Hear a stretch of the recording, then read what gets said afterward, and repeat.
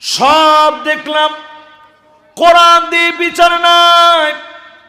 আজকে যদি কোরআনের দিকে আপনি আসেন, আপনাকে যিনি বিজয়ের জন্য কবুল করবেন তিনি কে?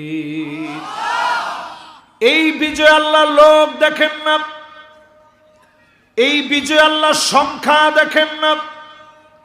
এই বিজয় অর্জনের জন্য আল্লাহ পাক দেখেন চেষ্টা। আস-সা'য়ু মিন্না ওয়াল ইতমামু মিনাল্লাহ। চেষ্টা যখন আপনি করবেন, দিনের জন্য বিজয়ী বানায়া যিনি কবুল করে নেবেন তিনি কে? আন্নাকা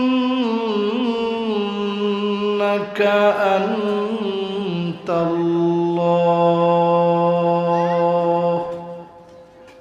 লা ইলাহা ইল্লা আনতা ফাহুয়াল ওয়াহিদুল আহাদ الفرد الصمد الذي لم يلد ولم يولد ولم يكن له كفوا أحد ونشهد أن سيدنا وسندنا وحبيب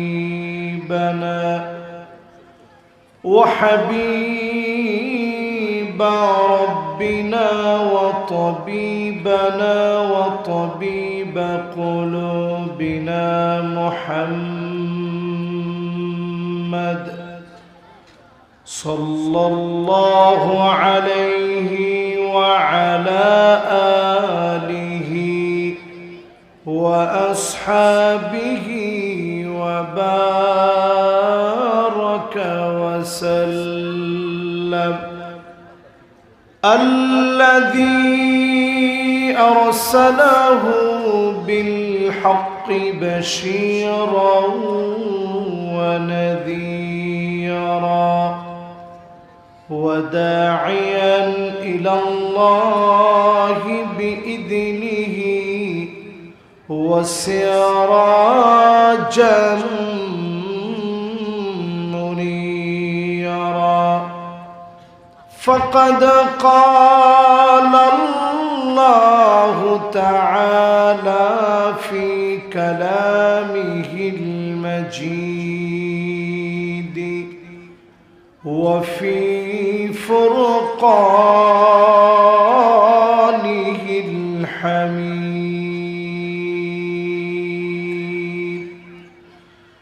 সকলে পড়ি আউযু বিল্লাহি মিনাশ শাইতানির রাজীম বিসমিল্লাহির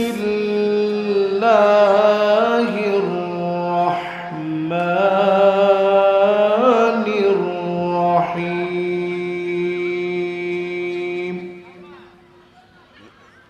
وأن احكم بينهم بما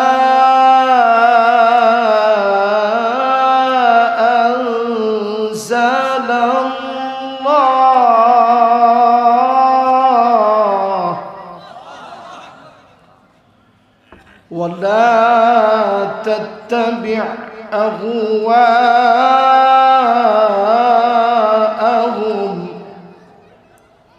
واحذرهم أن يفتنوك عن بعض ما أنزل الله إليك فإن تولوا فاعلم أنما يريد الله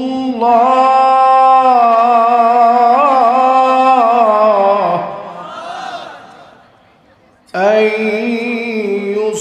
يصيبهم ببعض ذنوبهم وإن كثيرا من الناس لفاسقون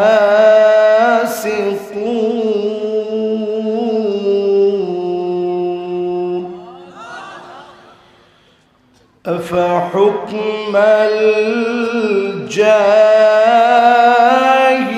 الجاهلية يبغون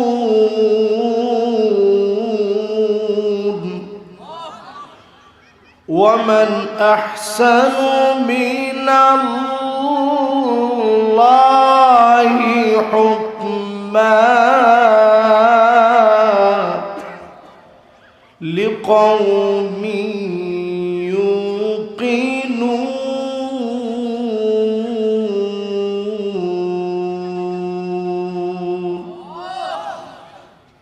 সকলে মিলে পড়ি সাদাকাল্লাহুল আযীম।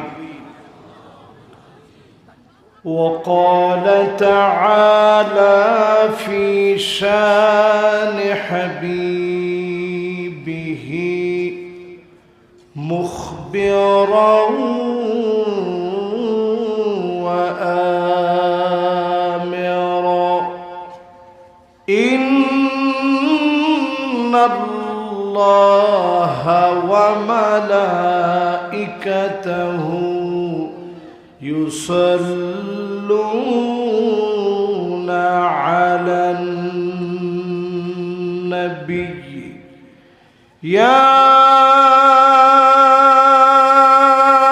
أيها الذين آمنوا صلوا عليه وسلموا تسليما اللهم صل على محمد وعلى آل محمد كما صليت على إبراهيم وعلى آل إبراهيم إنك حميد مجيد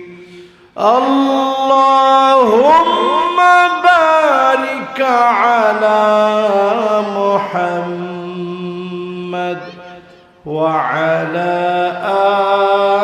آل محمد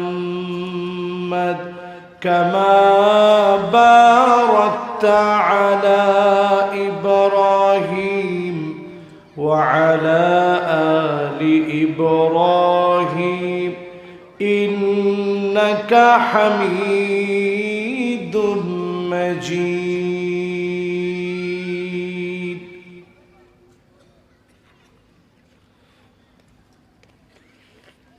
আজকের এই মুবারক মাহফিল চড়িয়া শিকার উত্তরপাড়া কেন্দ্রীয় জামে মসজিদের উন্নতি কল্পে 16তম বার্ষিক তাফসীরুল কোরআন মাহফিলের আজকের এই মোবারক আয়োজনের সম্মানিত সভাপতি আলহাজ আব্দুল্লাহ আল জুবায়ের শাহীন, বিশিষ্ট সমাজ সেবক মুহতারামি ও মুকাররামি, সম্মানিত বিশিষ্ট ব্যবসায়ী সমাজ সেবক, ওনার জন্য আমরা দোয়া করছি দ্বীনের কল্যাণে, ইসলামের জন্য আল্লাহ রাব্বুল আলামিন ওনাকে যেন কবুল আর মঞ্জুর করেন। সকলে পড়েন আমিন। আজকের এই মাহফিলের সম্মানিত প্রধান অতিথি জনাব মোহাম্মদ আব্দুস সাত্তার সুলতান সাহেব, বিশিষ্ট সমাজ সেবক, ওনার জন্য আমরা দিল থেকে দোয়া করি রব্বে করিম যেন ওনাকেও হায়াত তয়্যিবা সিহহা ওয়াল আফিয়া দান করেন। পড়েন আমিন। এই মাহফিলে যিনি আজকে উপস্থিত হয়ে আপনাদেরকে ধন্য করার কথা ছিল, আমাদের অত্যন্ত প্রাণ প্রিয়, বাংলাদেশে গঠনমূলক খুব সুন্দর সাবলীল যারা কথা বলেন,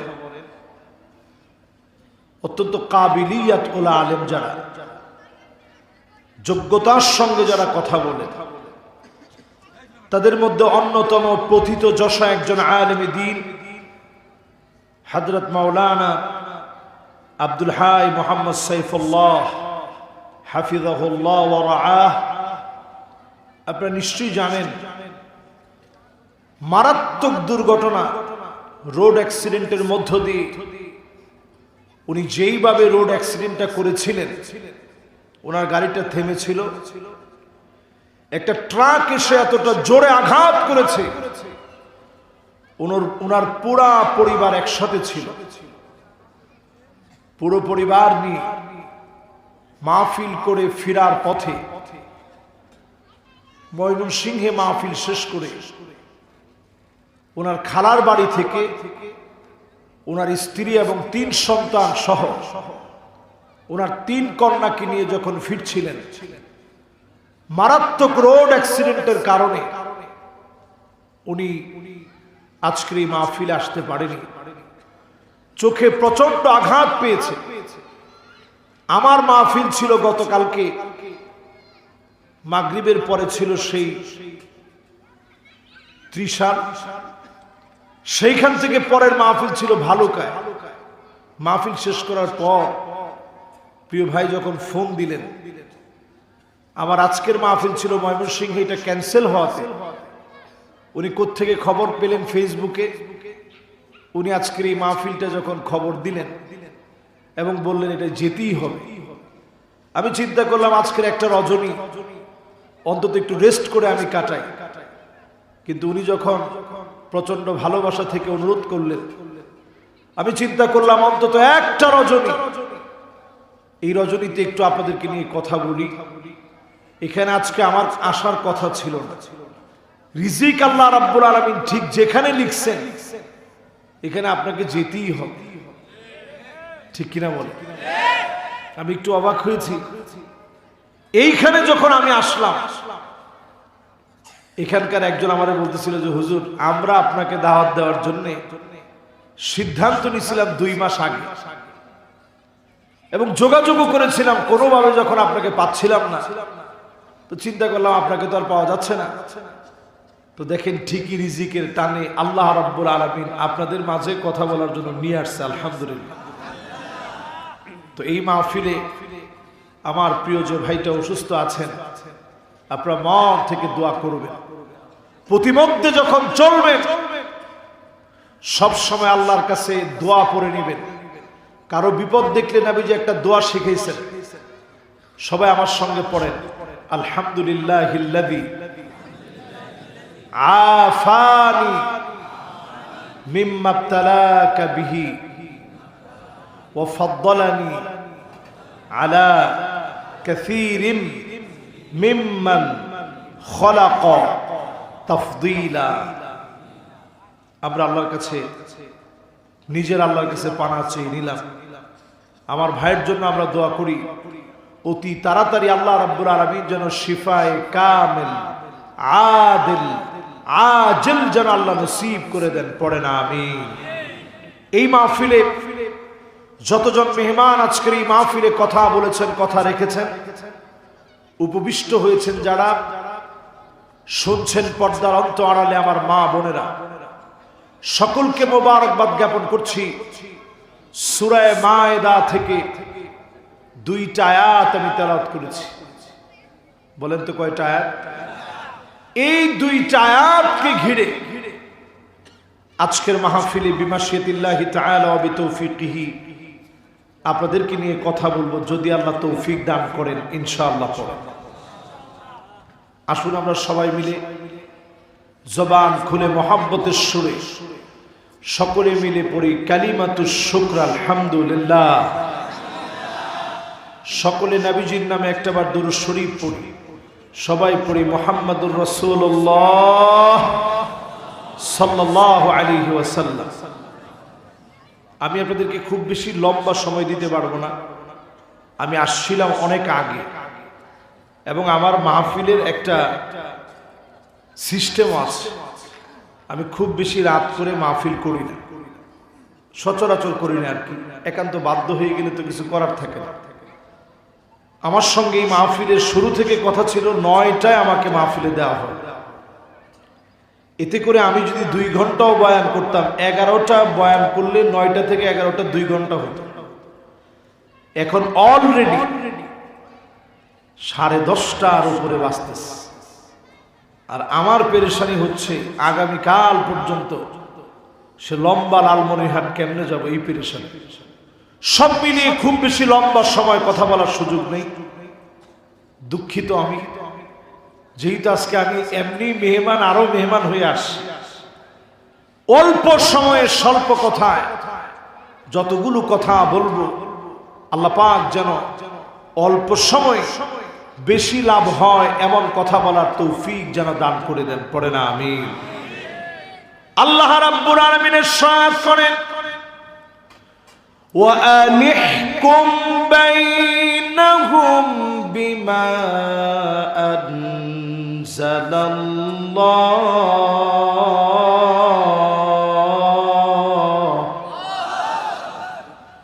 নবী বিচার করা লাগবে কোরআন দিয়ে।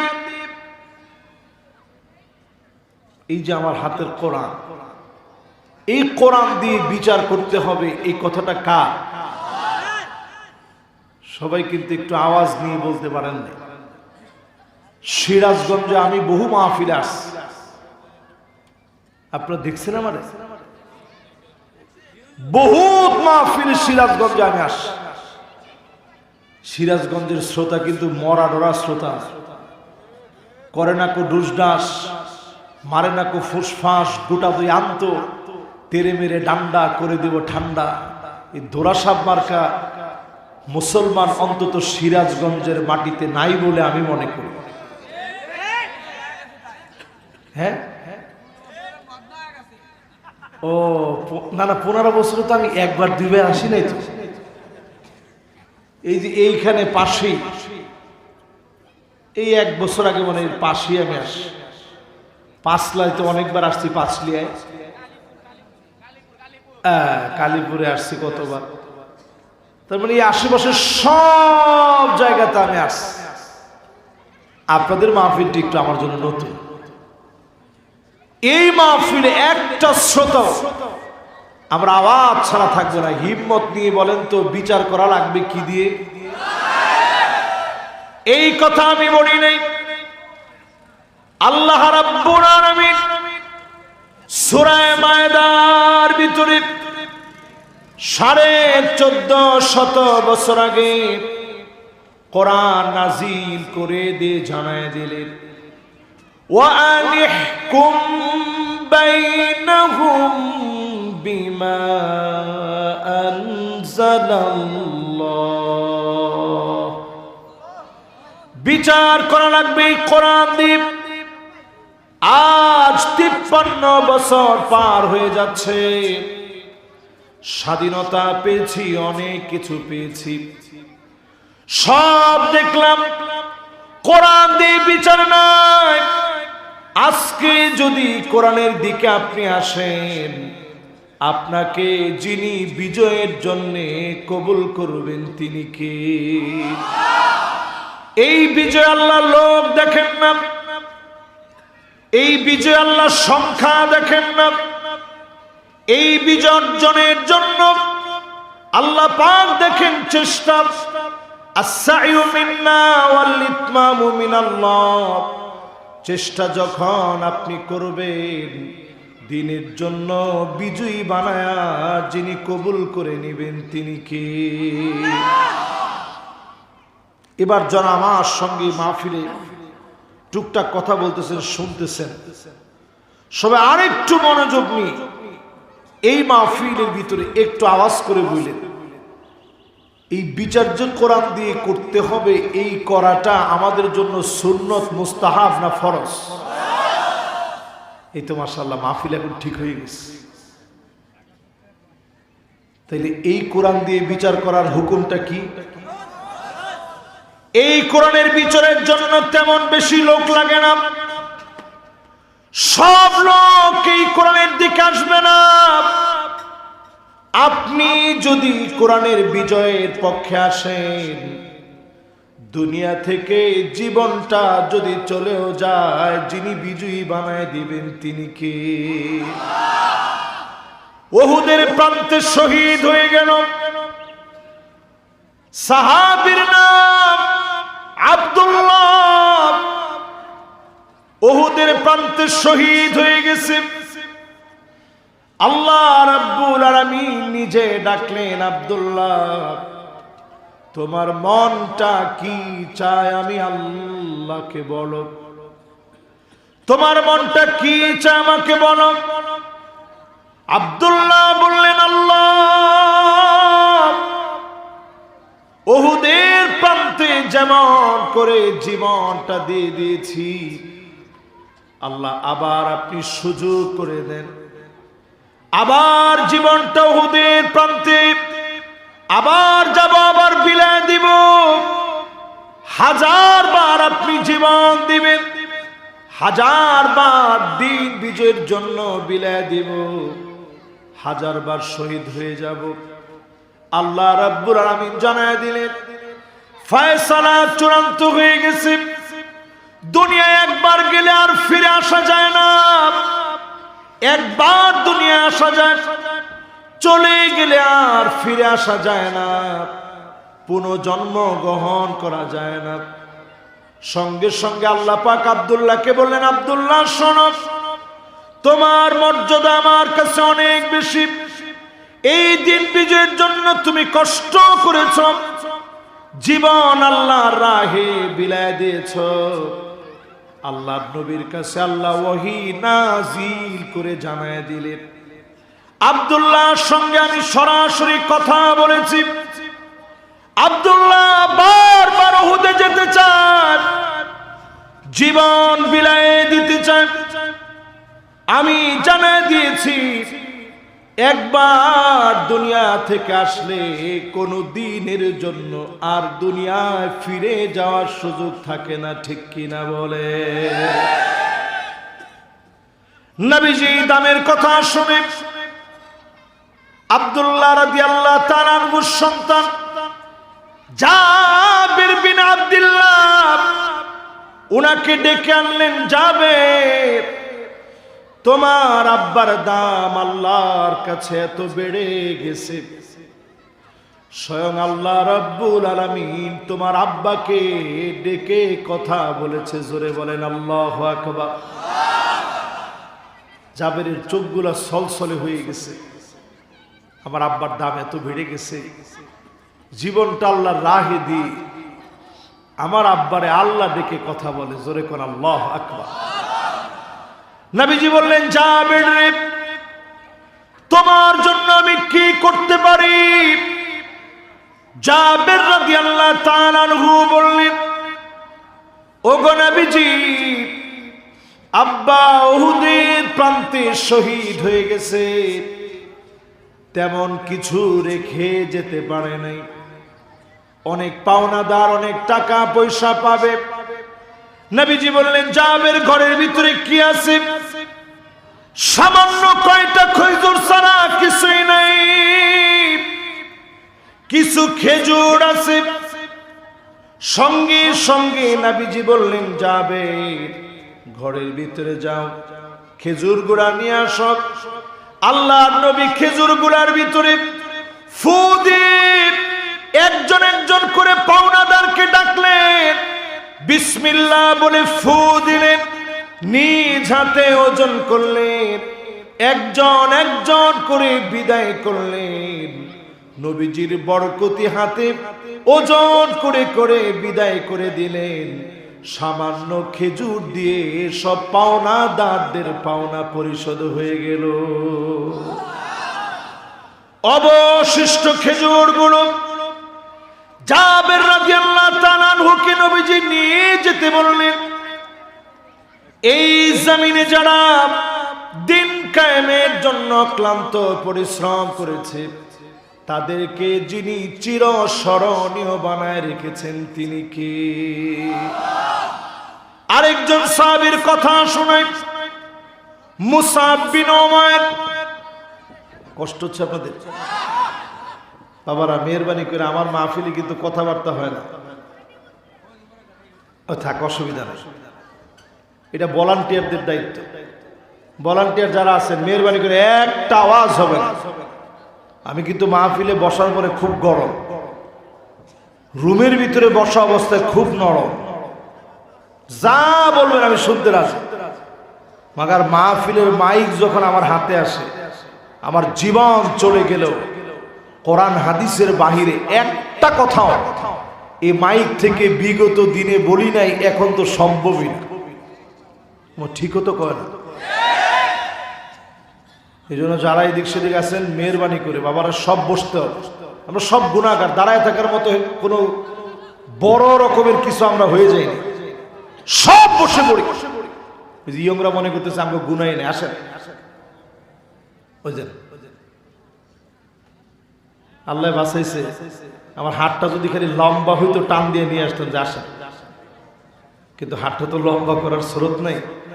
মাশাআল্লাহ, এই তো ইয়ং জেনারেশন মাশাআল্লাহ বলতেই রাজি হয়ে গেছে, জোরে করে আল্লাহু আকবার। তাহলে বিচার চলবে জানি কি দিয়ে? আর একটু জোরে কোন কি দিয়ে? কোরআন দিয়ে বিচার চলবে। মুসআব বিন উমাইরের কথা বলছি, আউয়ালু সাফির ফিল ইসলাম, ইসলামের প্রথম অ্যাম্বাসিডর।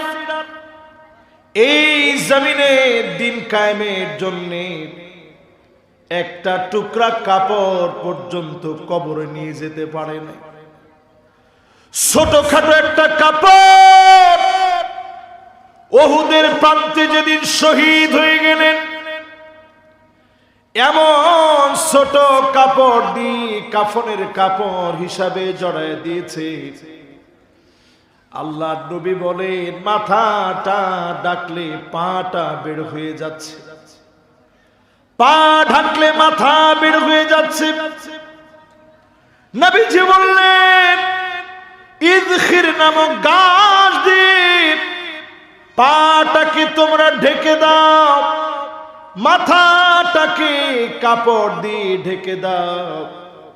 এই দিন প্রতিষ্ঠা করতে গিয়ে, কোরআনের রাজ কায়েম করতে গিয়ে এক টুকরা কাপড় নিতে পারে নাই। নবীজি ঘুম থেকে উঠলেন, পিঠের মধ্যে চাটাইয়ের দাগ পড়ে যেত। হযরত ওমর নবীজির ঘরে একদিন অনুমতি নিয়ে গেলেন। অনুমতি নিয়ে যখন প্রবেশ করলেন, নবীজি শোয়া থেকে উঠে বসলেন। তাকায় দেখেন এত সম্মানী নবী, কুল কায়নাতের নবী, রাহমাতুল লিল আলামিন ঘুম থেকে উঠেছে। চাটাইয়ের দাগগুলা পিঠের মধ্যে পড়ে গেছে। হযরত ওমর ছোট বাচ্চার মতো কান্না শুরু করলেন। কান্না শুরু করে হযরত ওমরের কান্না এত বেড়ে গেছে, আল্লাহর নবী বললেন মায়ুকি, ওমর রে কোন জিনিস তোমাকে এত পরিমাণ কাঁদাচ্ছে? কেন আজকে তোমার চোখে পানি? হযরত ওমর বললেন রোম পারস্যের সম্রাটদের কেমন আছে, এত সুখ শান্তি তারা করেন, আর আপনি এত কষ্ট করেন দিন কায়েমের জন্য। আল্লাহর নবী বললেন ওমর শোনো, ফালাহুমুদ দুনিয়া ওয়া লানাল আখিরাত, তাদের জন্য শুধুমাত্র দুনিয়া, আমাদের জন্য আখিরাতের দুয়ার যিনি খুলে দিবেন তিনি কে? এই মাহফিলে যারা বসলে আল্লাহর কসম করে বলি দিন কায়েমের জন্য আসেন, আসমানের দুয়ার খুলে অজস্র রহমত, জমিনের সব বরকত যিনি আমাদেরকে দান করে দিবেন তিনি কে? আবার বলেন বিচার চলবে কি দিয়ে? আসতে বলেন কি দিয়ে? 2 নম্বর আল্লাহ রাব্বুল আলামিন বলেন ওয়ালা তাত্তাবি আহওয়াহুম, মন গড়া বিচার চলবে না।